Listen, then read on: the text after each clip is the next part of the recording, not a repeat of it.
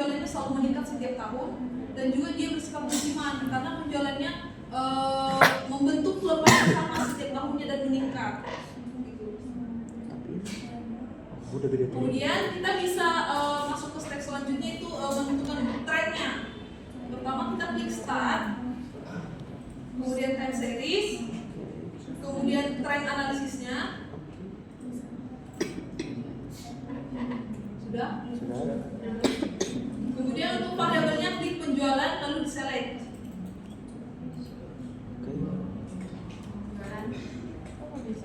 Kita memakai model type dari linear ya. Kenapa linear? Kenapa dia linear? Sebenarnya tergantung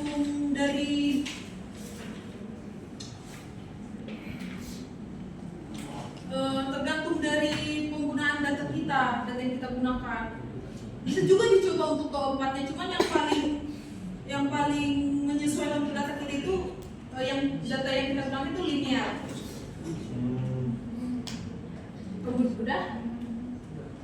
Kemudian yang di storage dicetak feeds dan juga residualnya. Feeds itu apa? Residual itu apa? Feeds itu nanti menandakan bahwa data kita itu yang warna merah, nanti ada grafik warna merah menandakan data kita itu tren meningkat. Apakah tren meningkat? Tapi nanti saya jelasin. Oke, diklik. Sudah. Terus oke.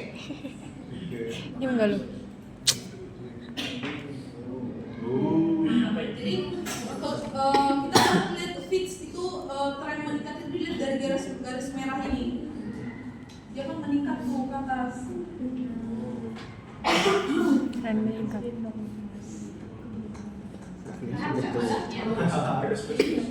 Paham nggak maksudnya? Itu menunjukkan kalau kalian perhatikan data aktual itu sebenarnya kan dia itu mengalami tren meningkat kan? Dia mengalami peningkatan dan dia bukan berfluktuasi, walaupun sebenarnya kalian lihat berfluktuasi, tapi kalau dilihat fluktuasinya itu dia akan meningkat. Yang ini misalnya nih, kita lihat data yang paling bawah, awalnya sekian, dia di sini dia melakukan penurunan tapi masih lebih meningkat dibandingkan ini gitu ya, dan ini. Nah ini juga melakukan penurunan tapi ini meningkat lagi seperti itu. Kalau kita tarik garisnya itu membentuk seperti ini polanya gitu. Nah walaupun ada yang turun nih Bu, di sini turun Bu gitu, tapi dibandingkan ini dengan ini tetap meningkat gitu ya. Di sini turun lagi tapi di sini dia akan meningkat lagi. Makanya saya bilang pola datanya itu sebenarnya data itu kita memforecast itu sebenarnya nggak cukup 1 tahun, karena kita perlu data yang panjang untuk lihat benar-benar polanya itu apa gitu ya. Setelah itu kemudian kita bisa melakukan peramalan dengan metode yang kita gunakan. Yang pertama kita menggunakan metode dari single exponential smoothing. Pertama klik start, kemudian time series, kemudian single exponential smoothing. Sudah. Kemudian ini kita variabelnya dipindahkan, yaitu C3 penjualan di seleksi. Yang penjualan ya kan? Ya. Ya, yang penjualan. Nah, kemudian di sini kita bisa memilih parameter ini. Kita mau memakai yang optimal arahnya saja, yang udah secara langsung menandakan bahwa nilai optimal yang digunakan dengan parameter tersebut, atau kita bisa secara manual menggunakan quick use. Kemudian kita isi nilainya antara 0,1 hingga 0,9 untuk mencari nilai error terkecilnya. Yang paling berarti itu terserah kita nggak mau pilih yang mana?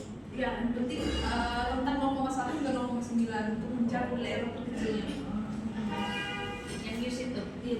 Oke, ini yang saya sampaikan kemarin yang konstan. Intinya mulai dari 0 sampai 1 kita pilih yang mana saja. Ini nanti yang kita coba trial. Boleh 0,1, 0,2 gitu. Seperti itu. Berarti nilai itu nanti diulang-ulang sampai kita nemu yang terkecil itu. Iya, yang errornya nanti paling kecil. Ini kita ulang-ulang terus. Tapi di sini kamu masih ingat apa? Konstan apa? Iya, apa? Harus hanya alfa. Tapi kalau ketika nanti sudah pakai ARIMA itu ada 3 yang harus dikombinasikan antara alfa, beta, gamma. Nilainya 0,1 ya divariasikan gitu yang kemarin saya sampaikan. Lanjut. Ini tadi kan masih metode single exponential smoothing, jadi kita masih menggunakan alpha, formula alpha. Kalian mau yang dipilih yang secara manual atau langsung optimal arimanya? Mau yang manual. Berarti dimasukin satu-satu terserah aku aja mau berapa, mau 5 Oh ini yang Coba aja dulu. Bu, ini yang Bu bilang waktu kayak kemarin kita coba-coba terus tuh. Iya. Oh. gitu. Harimau aja lah Kak. Kok nyari yang sabar? Coba aja. Coba 1 deh. Kita Ya. coba sekali ya. Ya itu kan ada opsinya kan, ada yang langsung optimal, ada yang kita mau itu tadi coba-coba kan gitu 0,1 sampai 0,9 mau yang mana gitu kita coba. Ini ada opsi yang Lu 0,berapa, optimal. Ci? Ikutin aku dulu. Coba Yus bisa. 4 tuh. Udah dipencet terserah mau angka berapa. Oke. Kita belum langsung sampai awal. Oke, Kak. Terus dipencet generate forecast-nya. Oke. Generate itu baru kita tarik hasil forecast-nya nanti gitu maksudnya. Untuk number of forecast-nya kan kita pakai single exponential smoothing nih. Biasanya single exponential smoothing ini ramalannya jangka pendek. Misalnya contohnya kurang dari 3 bulan seperti itu. Kita bikin 1 bulan ya. Klik 1. Kemudian untuk starting from origin-nya itu artinya kita memulai ramalan dari data angka keberapa gitu. Di data kita kan ada 36. Yes. Kita mulai dari klik angka 36. Udah? Udah. Kemudian klik storage. Kemudian dicentang feed, residual, forecast, Yes. dan juga upper 99% dan juga lower 95%.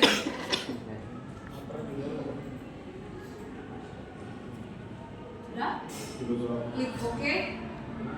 Kemudian klik OK. Nah bisa dilihat nih, kan kita tadi memakai nilai alpha 0,1. Kemudian nilai errornya itu nih, yang MAP 8,02, MAD 25,25, MSD 1127,02. Kan langsung ada otomatis kelihatan nilai MAP, MAD, MSD-nya. Nah untuk hasil peramalannya ini periode untuk bulan ke-37, forecast-nya itu 309,9 kg. Untuk lower dan upper, lower itu artinya batas bawah dan upper itu batas atas. Jadi di grafik kelihatan nih batas bawah dari hasil batas bawah dan batas atas dari hasil peramalan itu ada di grafik, kelihatan nggak? Yang warna karena kita 1 bulan ya. Ya ini yang warna ungu batas bawah, yang ini batas atas. Oh iya. Ini batas bawah, batas Kelihatan. atas. Terus hasil peramalan kita yang warna hijau, yang forecast yang warna hijau ini. Ramalan. Ini ramalan. Oh iya. Nggak kelihatan karena 1 bulan. Oh, ini kan. Nanti kalau di panjang ada titik-titik garis panjang warna hijau. Gitu. Oke. Untuk nilai hasil forecast error itu ada tadi yang di atas akurasi measure. Kantor alpha 04. Gitu. Oke. Kita mau coba yang pakai optimal 5. Boleh Pak? Boleh Kak? Kita start Boleh. time series, kemudian single exponential smoothing, klik C3 penjualan di select sama kayak yang tadi. Yang data penjualan ini nggak keluar Kak di sini Kak? Kenapa ya? Itu kayak ini ya kak, kayak C3 doang, nggak ada bacaan penjualan. Iya gitu. Nggak ada. Cuma tahun sama feed yang muncul. Coba. Kamu Bisa screen. bisa sebenarnya gimana itu? Yang kayak gitu Kak, dia cuma 2 gitu. Data penjualan nggak muncul. Tapi yang waktu feed sama tadi masih masuk. Kemana? Coba ulang lagi. Coba kita ulang lagi ya. Iya bisa. Yang lain bisa. Bisa. Oh kasih nama. Masih ada kesalahan step tadi mungkin kalau yang lain bisa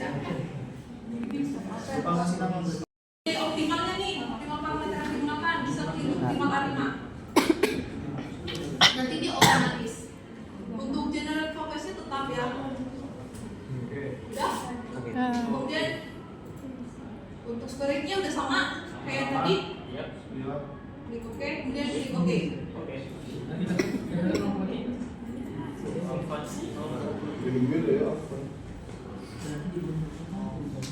Nih, kelihatan kan smoothing constantnya di alpha-nya ternyata yang terbaik itu 0,04.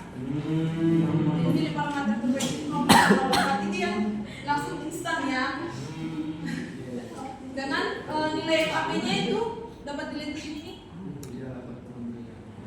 Kita bandingkan sama yang tadi yang pertama. Oh, yang tadi ya. Itulah. AP-nya 8,02. Oh, 8,34. MAD-nya 25. SC-nya selingkuhannya sekarang. Beda maksudnya adalah segini. Nah, itu dia. Dari data paling bawah. Udah dapat? jadi Bu, Sudah ya. Oke. Untuk single exponential smoothing hanya seperti itu, lebih gampang. Rasanya satu. Lanjut. Lanjut. Ya. aduh. Untuk double exponential smoothing, kita bisa pakai porsi kedua biar yang lain itu gak dihapus ya. Kita yang ini, klik tambah porsi kedua. Sudah. Sudah. Udah. Bisa. Ini ditandain aja, bisa dirinya dihapus. Klik jadi single exponential smoothing.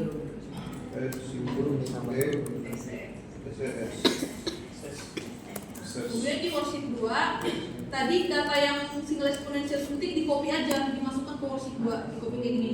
Oh, yang itu aja. Datanya aja. Copy. Kemudian ditempel di porsi kedua.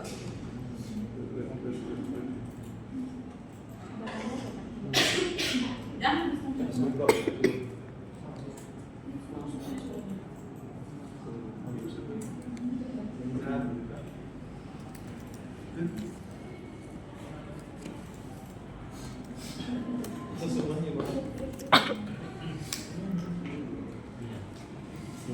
Udah? Nah, stepnya sama juga dari awal. Tadi yang pertama apa? Series, Series.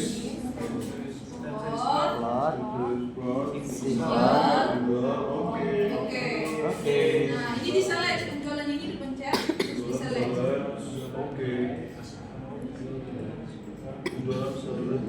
Udah? Terus klik oke. Nah, kelihatan kan?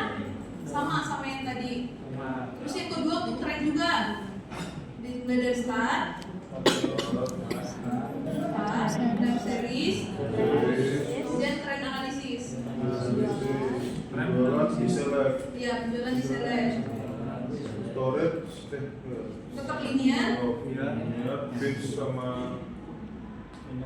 Kemudian ini storage, fit sama residual. Udah? Klik oke. Udah muncul.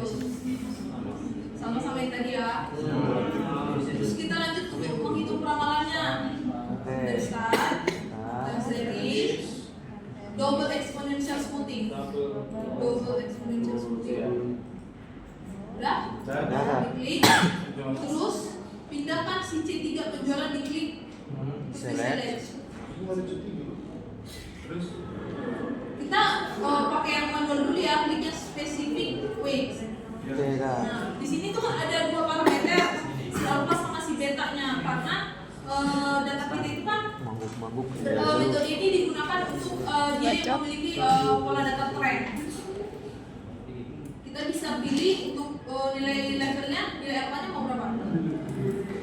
0,3. 0,3. Oke. Untuk trennya 0,5. 5. Kemudian klik generate forecast. Terus number of forecast-nya ini kan untuk jangka menengah. Kita bikin untuk 12 bulan setahun. 12 klik 12. starting satu ya. Starting from origin 36 sama kayak tadi, dan misalkan mulai dari Datanya salah. Udah? Bawahnya tadi berapa? Udah? 36, 1236. Kemudian klik storage, terus dicentang feeds, residuals, forecast, update dan juga lower. Lalu klik OK. Lalu klik OK. Nah, ini nih nilai MAP-nya dihasilkan sekian, MAD sekian, SD sekian.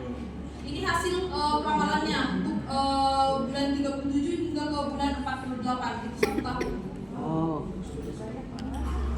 Muncul kan? betul Kak. Sama nggak tapi? Coba Kak, bentar Kak. Ini untuk routing plotnya. Oh iya. Yang ini tadi batas atas, batas bawah, lalu ini hasil peramalannya. Jadi hasil peramalan itu ada pada titik-titik ini.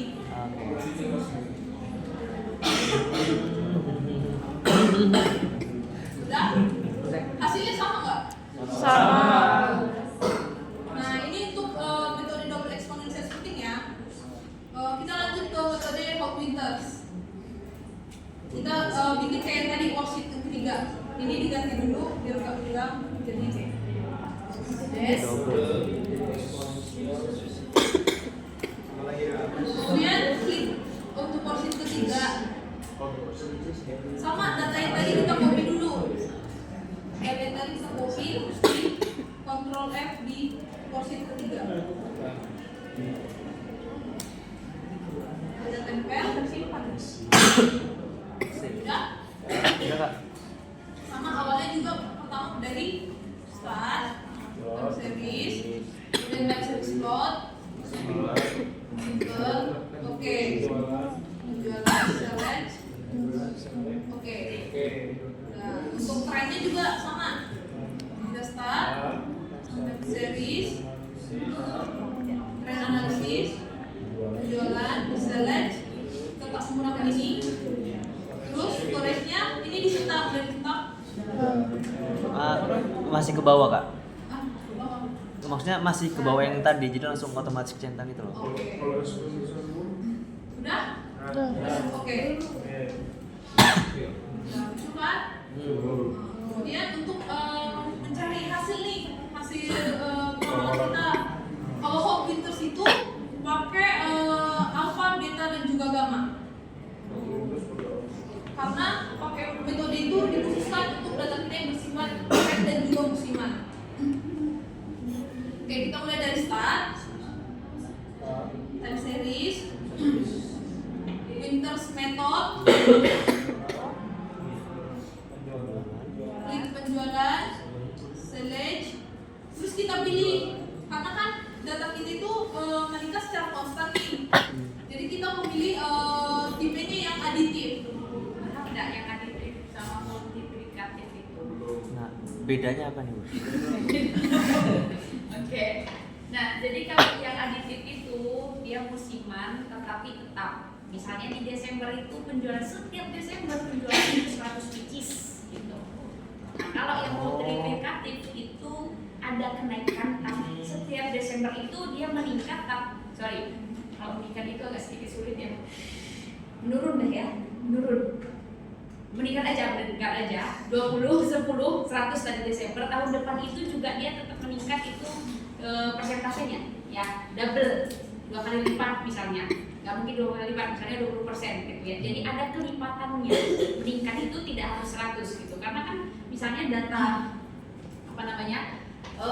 kan sebenarnya sudah ada tren meningkat ya, kita sudah tren meningkat dan dia musiman setiap bulan itu juga akan meningkat, paham nggak maksudnya? Kan misalnya datanya dari Januari 100, Februari 200, 300, 400, 500, 600 gitu kan ya, itu kan sudah tren meningkat, itu masuk datanya sudah meningkat. Nah setiap Desember dia tidak cukup itu, misalnya tadi 1.200 ya, 12.000 kan, 100, 1.200 tidak cukup 1.200 misalnya, setiap Desember dia itu lebih meningkat jadi 1.400 gitu ya. Tahun depannya 1.600, tahun depannya lagi 1.800 ya itu poinnya. Dia meningkat tetapi dia berulang gitu, bukan persis sama angka angkanya ataupun nominalnya dari tahun-tahun sebelumnya di bulan itu aja ya, di bulan itu. Paham? Tuh, jadi cuma berguna untuk yang meningkat. Gimana? Cuma berguna kalau itu meningkat. Gimana? Ah, Menurun juga sama. oh. Ketika terjadi penurunan juga sama. Saya mencontohkan tadi yang meningkat ya. Kalau menurun juga sama.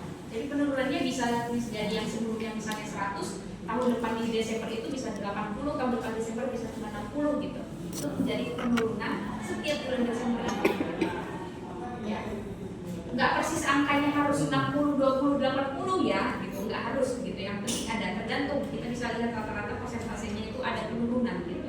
Kalau kita rata-ratakan dia tetap ada penurunan. Seperti itu. Enggak paham atau gimana atau masih Kalau yang multi berarti dia harus sama Bu, dari tahun ke tahunnya di bulan itu multi. Kan tadi kita bicara multi sama multi kan musiman, tapi kalau multi kan di bulan penaikan dia kan naik ke Bu, dari ya, musiman itu kan dia setiap Januari turun misalnya kan setiap Januari turun. Nah, kalau setiap Januari ini turun dari November misalnya Januari itu pasti akan turun nih gitu. Dan atau pasti setiap dari November setiap Desember itu akan naik nih gitu. Tapi kenaikannya ini yang berlipat ataupun ada perubahan. Entah dia berubah menurun atau berubah meningkat, itu yang dimaksud dengan multi. Kamu punya data kamu nggak? Ya. Hasilnya. Hasil ya. Menunjukkan bola data yang mana dia multi. Aditif coba. Jawaban dulu. Nggak apa-apa. Ya, di wordnya aja nggak apa-apa.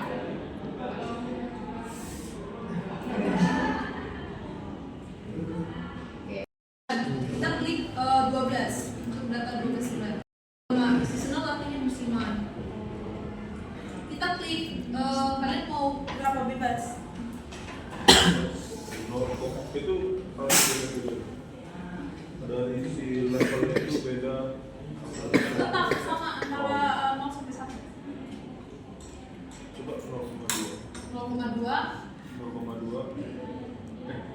Ininya yang tren 0,7. Itu sama kayak itu tadi Oh, nggak bisa beda. Oh, bisa beda.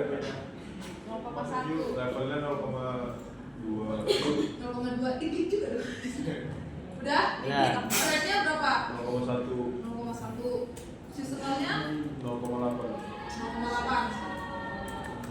Kemudian untuk general forecastnya dicetak. 12 ya. Tadi number of forecastnya kita melakukan peramalan untuk data Setahun. untuk 3 tahun. Oh, 3 tahun. Jadi kan jangka panjang kita bikin untuk 3 tahun berarti 36 bulan. Sekarang 36 juga berarti kan? Start from dari gini tadi data kita dimulai data terakhir itu 36. 36. Oh, tadi beda cuma 1 bulan. Jadi 3 bulan. Terus untuk storage-nya feeds dicetak, Sampai bawah. residual, forecast, upper dan lower. Kemudian klik OK, Oke. kemudian klik OK. Oke. Nah, bisa dilihat kan nilai MAD-nya, MAD, MSD-nya, kemudian ini nilai forecasting-nya, nilai hasil peramalan untuk data 3 tahun. Itu dari periode 37 hingga ke periode 72. Bisa dilihat kan di datanya ini. Muncul nggak? 107. Kemudian ini untuk winter metode-nya sama yang metode yang lain. Untuk batas atas itu dilihat dari yang garis kubu yang bagian atas, batas atas. Untuk batas bawahnya garis kubu bagian bawah. Kemudian posisinya ini garis yang warna hijau. Ini menunjukkan data hasil peramal kita ada di titik ini, ada pada garis ini. Untuk nilai KP bisa juga dilihat langsung di lintas metodenya yang KP, MAD, MSD-nya. Nanti untuk melihat nilai error terkecilnya kita lakukan lagi dengan nilai parameter yang berbeda. Terserah mau awalnya berapa. Nanti kita bisa lihat hasil peramalan dari situ dan nilai error terkecilnya. Lalu kita pilih bahwa dia kita pilih untuk menjadi data hasil peramalan yang lebih mendekati akurat dan juga nilai errornya yang paling kecil. Gitu. Mau dibikin satu lagi parameternya? Boleh Kak. Sama kayak tadi kita klik start, kemudian time series, printers method, klik penjualan di select, kita ganti nilainya, mau nilai berapa, nilai alfanya. Contoh kita pilih 0,4, Ya. kemudian trennya juga 0,4, kemudian seasonalnya 0,1. Storage-nya udah dicetak ya, terus klik OK. Ini hasil peramalan yang diperoleh dengan parameter ini. Kita lihat MAP-nya lebih kecil kan 4,5 daripada yang tadi. Yang tadi kan nilainya 5,5. Sedangkan yang terbaru ini 4,5. Berarti nilai kesalahannya lebih kecil. Kita bandingin lagi dengan parameter yang lain. Nanti kita akan mendapat nilai error terkecil dari semua parameter yang kita coba.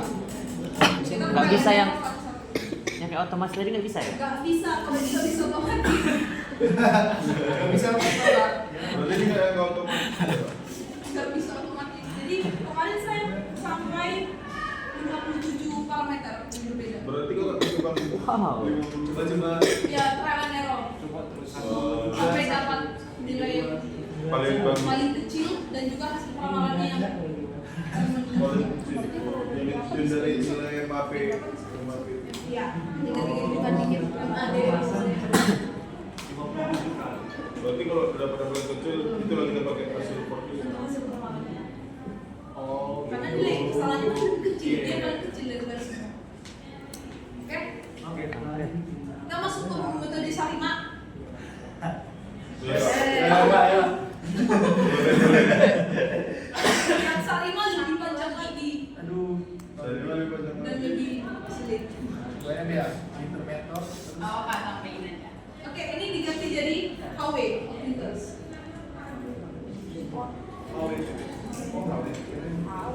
Kemudian kita bikin worksheet yang baru, sama kayak tadi worksheet yang baru. Datanya kita copy terus kita input lagi.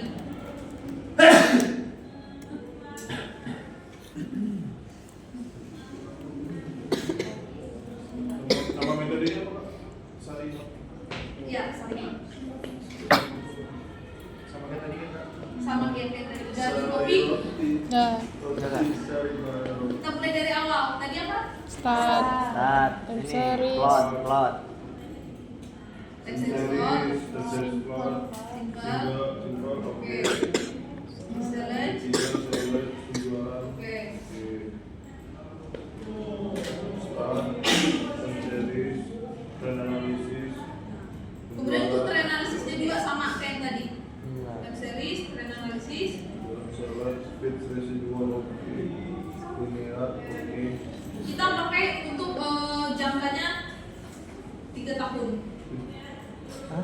Waduh, udah. Jadi ini jangan diklik dulu ya. Udah diklik tadi kan? Udah diklik dulu. Udah diklik ya. Bisa diulang nggak? Bisa diulang guys, Kak? Bisa.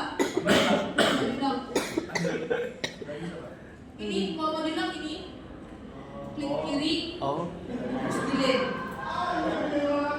Udah? bukan. Terus kita bikin ulang. Tadi tadi saya dulu ya. Saya tadi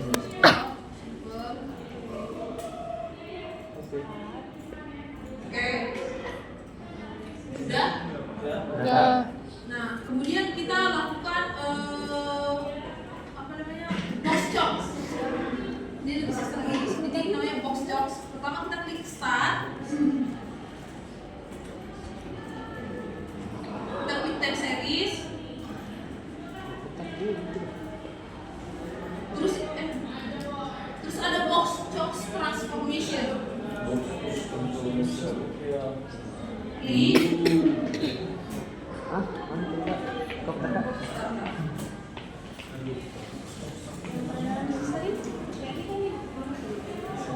Arima. Arima atau apa? Arima. Dua. Oke. Tadi box cok apa? Hah? Yang box cok tadi Yang plot ya bukan? tahu belum? Oh lagi nyoba-nyoba.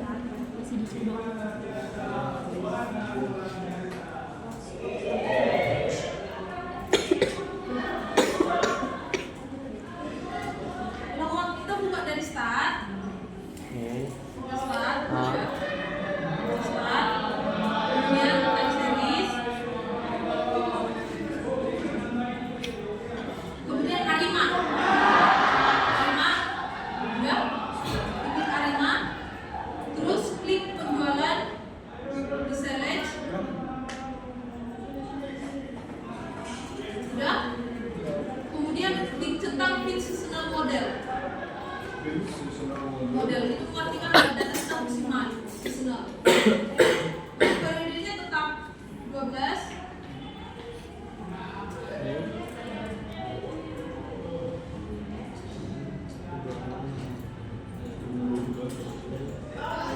Oke.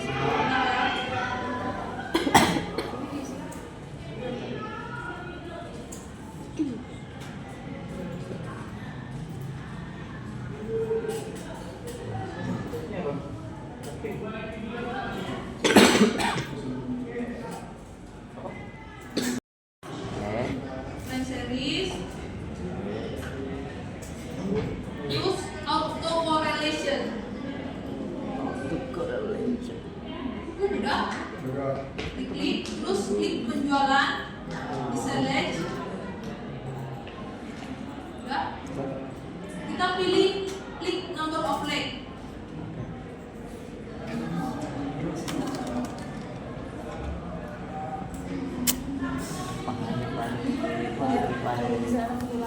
Woi, mak. Anak ini kan.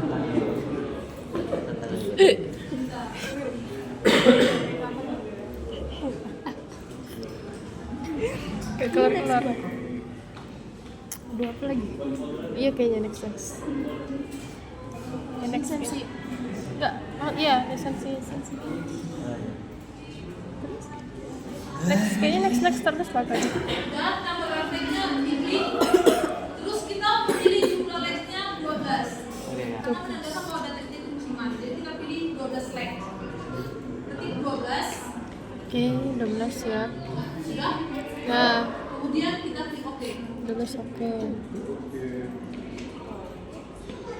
Ini ACF, lot ACF yang kita peroleh muncul gak kayak gini? Muncul, Kak. Nah, setelah itu kita lanjut ke plot ACF-nya. Jadi dari plot ACF dan PACF itu kita bisa menentukan model untuk menentukan parameter hasil ramalannya.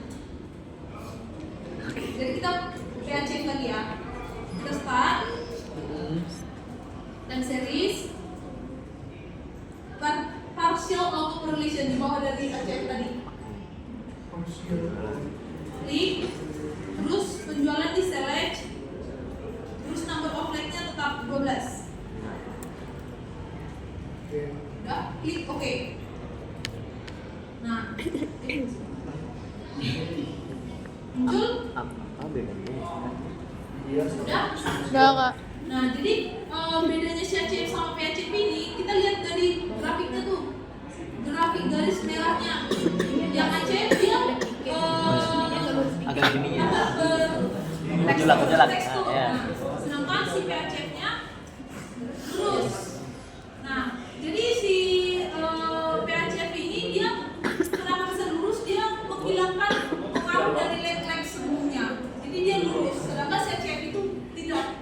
Dia hanya menentukan antara lokasi pada leg keberapa. Oke, kemudian kita bisa lihat dari leg-nya. Nah, kita lihat di leg ke-12 dia melewati batas garis merah kan? Iya, Kak. Itu pun di PACF juga dia menyentuh garis merah. Itu menandakan bahwa data itu musiman. Jadi kita bisa menentukan model parameter dari leg yang ada di ACF dan juga PACF-nya. Pertama kita menentukan leg-nya leg 1 dulu. Kita mulai dari start. Kemudian time series. kemudian Arima, kita klik penjualan, terus centang fit seasonal model 12, lalu kita tentukan nilai dari autoregressive difference dan juga moving average. Jadi untuk si ACF itu dia menentukan untuk mendapatkan nilai dari si moving average, si plot ACF tadi. Jadi si plot ACF tadi kita bisa dapat nilai moving average-nya dari situ. Sedangkan yang si partial autocorrelation distribution atau PACF itu nilai yang dihasilkan untuk parameter nilai AF. Jadi nanti modelnya PDQ dan juga PDQ kecil dan juga PDQ besar. Kayak gini. Gini.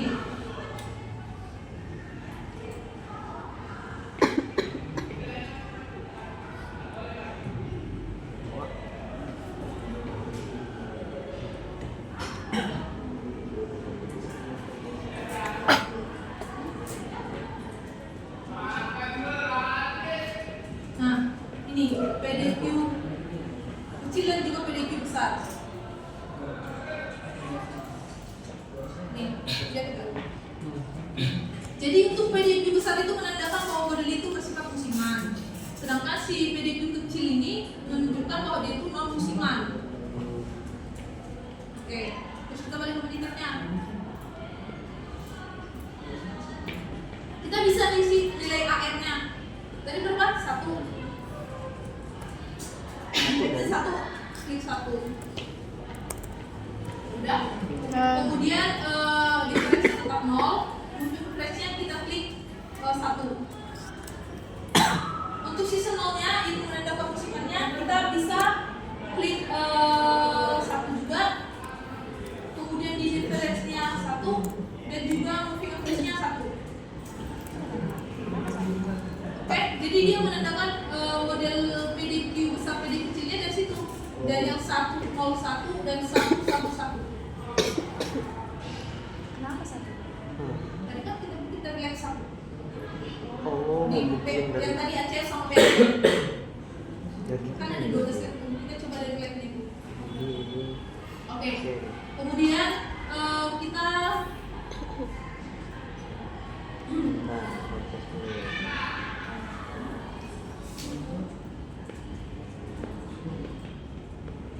udah. Kita bikin lead-nya 36. Terus origin-nya 36. Karena kita program data 36 bulan. Untuk storage forecast-nya kita bikin di C6. Artinya itu tempat untuk hasil forecast-nya diletakkan di mana? Di kolom C6. Hah?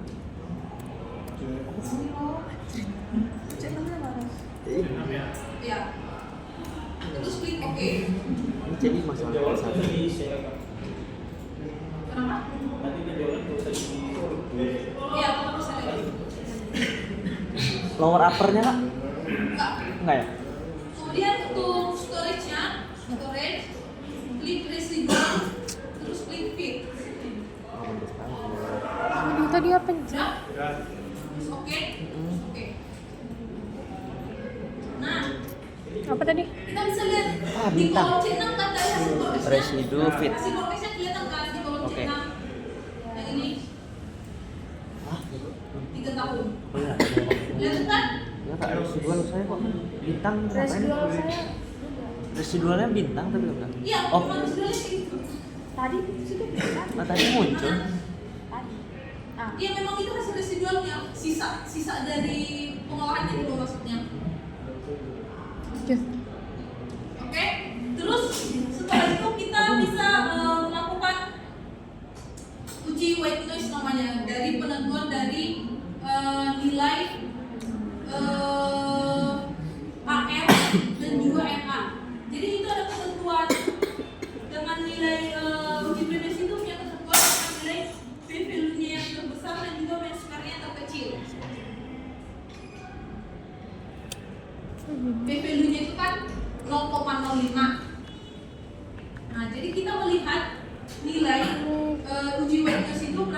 nilai privilege berdasar dari 0,05 dan juga basic Udah lama. statistik.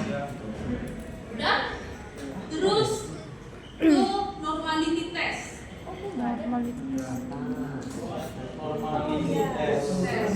Klik. Udah? Variabelnya penjualan. Select. Kemudian tes for normality-nya kita pakai yang Kolmogorov-Smirnov. Klik oke. Nah, muncul kan? Muncul. Nah, jadi kita bisa lihat bahwa data kita itu apakah dia berdistribusi normal atau tidak. Jadi dari sini jika dia berimpit dengan si garis normal baku warna merah ini, dia menandakan bahwa data kita berdistribusi normal. Oke? Distribusi normal. Untuk Sarima kayak gitu sih, tapi sama juga sama Hot Winters kita harus mencari model parameter terbaiknya. Nah, tadi kan banyak yang error, berarti harus kita cari lagi. Itu berarti yang Hot Winters kan jadi 3 parameter. Kalau yang Sarima ini jadinya 6. Karena dia PDQ kecil, PDQ besar itu menandakan musiman dan juga non musiman. Gitu. Lebih mudah yang mana?